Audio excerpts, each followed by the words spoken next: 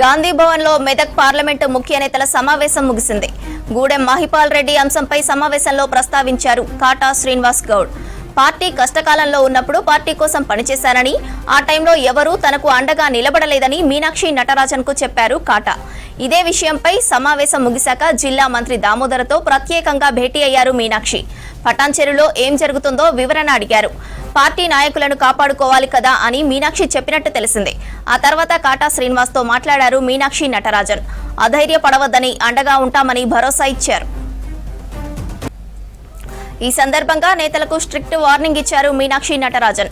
Internal meeting వివరాలు ఎవరూ బయటకు చెప్పొద్దన్నారు. పార్టీ లైన్ దాటితే క్రమశిక్షణ చర్యలు తప్పవని హెచ్చరించారు. కొత్త వారిని కలుపుకొని ముందుకెళ్లాలని సూచించారు. గాంధీ భవన్లో మెదక్ పార్లమెంటు ముఖ్య నేతల సమావేశం ముగిసింది. గూడెం మహిపాల్ రెడ్డి అంశంపై సమావేశంలో ప్రస్తావించారు కాటా శ్రీనివాస్ గౌడ్. పార్టీ కష్టకాలంలో ఉన్నప్పుడు పార్టీ కోసం పనిచేశారని, ఆ టైంలో ఎవరూ తనకు అండగా నిలబడలేదని మీనాక్షి నటరాజన్కు చెప్పారు కాటా. ఇదే విషయంపై సమావేశం ముగిశాక జిల్లా మంత్రి దామోదరతో ప్రత్యేకంగా భేటీ అయ్యారు మీనాక్షి. పటాన్చెరులో ఏం జరుగుతుందో వివరణ అడిగారు. పార్టీ నాయకులను కాపాడుకోవాలి కదా అని మీనాక్షి చెప్పినట్టు తెలిసింది. ఆ తర్వాత కాటా శ్రీనివాస్తో మాట్లాడారు మీనాక్షి నటరాజన్. అధైర్యపడవద్దని, అండగా ఉంటామని భరోసా ఇచ్చారు. ఈ సందర్భంగా నేతలకు స్ట్రిక్ట్ వార్నింగ్ ఇచ్చారు మీనాక్షి నటరాజన్. ఇంటర్నల్ మీటింగ్ వివరాలు ఎవరూ బయటకు చెప్పొద్దన్నారు. పార్టీ లైన్ దాటితే క్రమశిక్షణ చర్యలు తప్పవని హెచ్చరించారు. కొత్త వారిని కలుపుకొని ముందుకెళ్లాలని సూచించారు. ఇదే విషయంపై మరింత సమాచారం షరీఫ్ అందిస్తారు. షరీఫ్, మెదక్ నేతలతో భేటీలో మీనాక్షి నటరాజన్ కీలక ఆదేశాలు జారీ చేసినట్లు తెలుస్తోంది. అప్డేట్స్ ఏంటి? గాంధీ భవన్లో ఇంటర్నల్గా ఈ మీటింగ్ జరిగింది. పిసిసి మహేష్ గౌడ్, ఏఐసిసి నూతన ఇన్ఛార్జ్ మీనాక్షి నటరాజన్ ఆధ్వర్యంలోనే ఈ మీటింగ్ జరిగింది. ముందుగా మెదక్ పార్లమెంట్కి సంబంధించినటువంటి ముఖ్య నేతలతో సమావేశమయ్యారు. 2 గంటల నుంచి 4:30 వరకు కూడా ఈ సమావేశం సుదీర్ఘంగా జరిగింది. చాలా అంశాలపైన మీనాక్షి నటరాజన్ కూలంకుషంగా అన్ని వివరాలను కూడా అడిగి తెలుసుకున్నారు. నేరుగా ఎవరైతే ముఖ్య నేతలు ఉన్నారో, కంటెస్టెడ్ ఎమ్మెల్యేలు ఉన్నారో, అక్కడ ఉన్నటువంటి ఎమ్మెల్యేలు ఉన్నారో, మాజీ ఎమ్మెల్యేలు ఉన్నారో, అదేవిధంగా కార్పొరేషన్ చైర్మన్లు, డీసీసీలకు సంబంధించినటువంటి వాళ్ళతోనే నేరుగా ఇంటరాక్ట్ అయ్యారు. ఒక్కొక్కరికి 15 నిమిషాల చొప్పున సమయాన్ని కేటాయించి వాళ్ళు చెప్పినటువంటి విషయాలన్నింటినీ కూడా విపులంగా విన్నారు.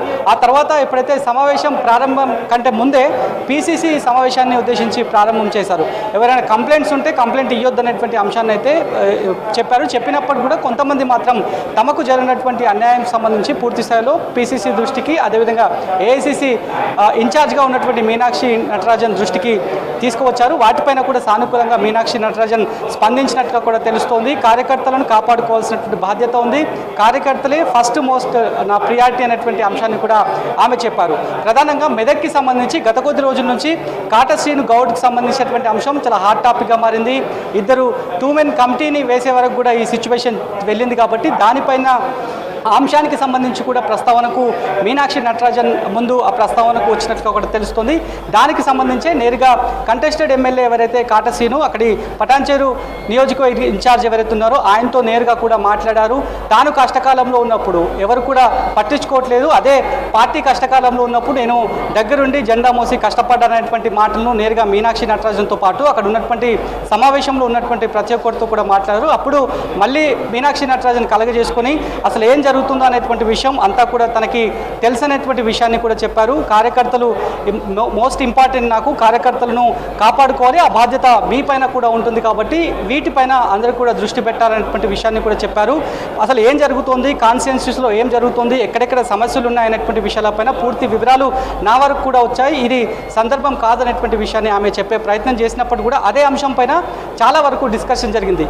ఎప్పుడైతే మెదక్ పార్లమెంట్ సమావేశం కంప్లీట్ అయిపోయిన తర్వాత అక్కడి మంత్రిగా ఉన్నటువంటి కొండా సురేఖ, ఇన్ఛార్జ్ మంత్రిగా ఉన్నటువంటి కొండా సురేఖ, ఆ తర్వాత కొండా సురేఖతో కూడా మీనాక్షి నటరాజన్ ప్రత్యేకంగా మాట్లాడారు. అనంతరం ఆ జిల్లాకు సంబంధించినటువంటి మంత్రి, ఆరోగ్య శాఖ మంత్రి దామోదర్ రాజనరసింహ కూడా అదే జిల్లాకు సంబంధించినటువంటి మంత్రి కావడంతో ఆ ఎపిసోడ్ అంతా కూడా ఆయనకి తెలుసు. కాబట్టి నేరుగా ఆయనతో మాట్లాడాలని చెప్పి మీనాక్షి నటరాజన్ ఆయనని కోరింది.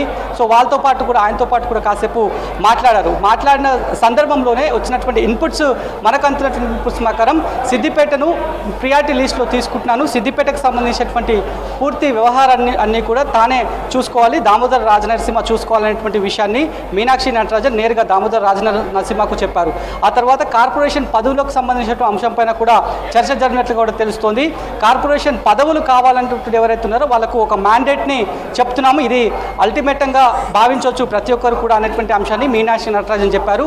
10 సంవత్సరాల పాటు పార్టీతో కష్టపడి పనిచేయాలి, 10 సంవత్సరాలు ఉంటేనే వాళ్ళను మ్యాండేట్ కింద తీసుకుంటారు, వాళ్ళని చేస్తారు, పనిలోకి తీసుకొని వాళ్ళకి కార్పొరేషన్ పదవులు పార్టీ ఇవ్వాలదలుచుకుంటే పార్టీ ఇస్తుంది అనేటువంటి అంశాన్ని కూడా చాలా క్లియర్గా చెప్పారు. ఒకటి మాత్రం స్పష్టంగా తెలిసిపోయింది, కార్యకర్తలను కాపాడుకోవాలి.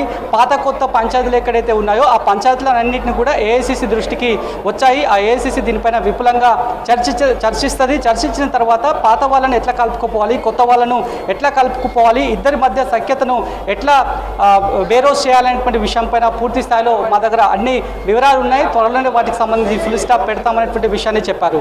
ఇక ఇంటర్నల్ సమావేశాలకు సంబంధించిన వ్యవహారంలో ఏఐసిసి ఇన్ఛార్జ్గా ఉన్నటువంటి మీనాక్షి నటరాజన్ కాస్త సీరియస్ అయినట్టుగా కూడా తెలుస్తోంది.